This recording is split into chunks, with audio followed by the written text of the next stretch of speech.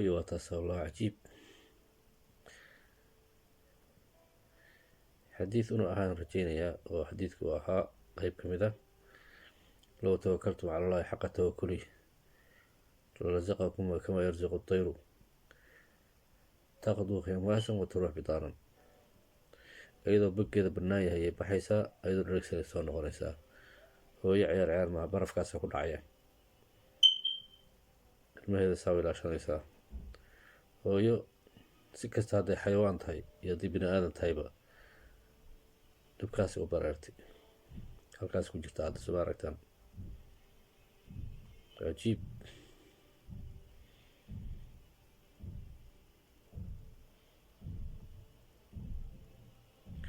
wax lagu cibro qaato wallahi. ilaahi subxaana watacaala khalqigiisa haddaad si fiican aada u eegto ama uga dharagto inaad ku cibro qaadato wax badanaad ogaanaysaa.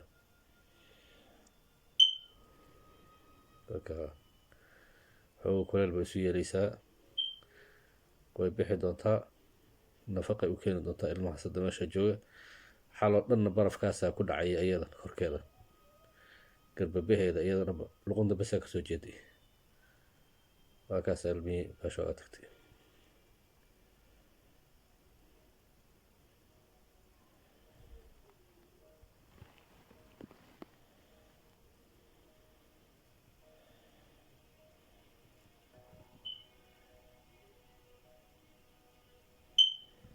wallaahi haasay u jarjaraysaa halkaa ku jira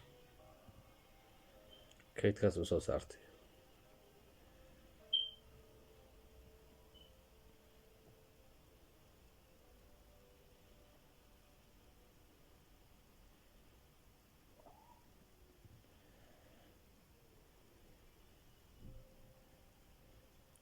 taqduu khimaasan wa taruux bitaanan.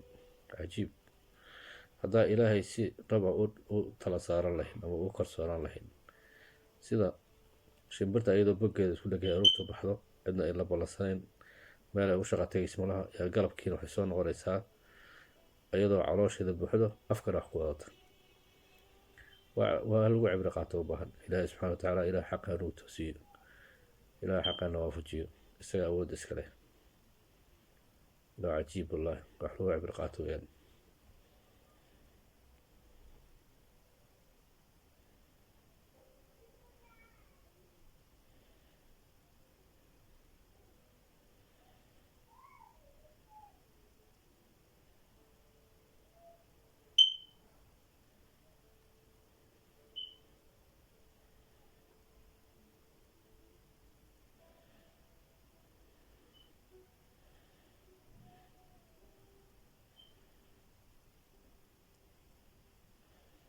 xaloo dhan iyo galbabada ku haysay iyo ilaalinaysay, haddana waxay siinaysaa. hooyo ilaahay cadaabka ka dhowro. hooyo soomaaliyeed oo muslimoo dhan, intii dhimatay intii noolba ilaahay subxaana wa tacaala cadaabka ka badbaadiyo. hooyooyinka soomaaliyeed iyo hooyooyinka muslimiinta allaha cadaab ka badbaadiyo, inta nool iyo inta dhimatayba. ilaahay subxana wa tacaala isagaa raxmadiisa waasac tahay.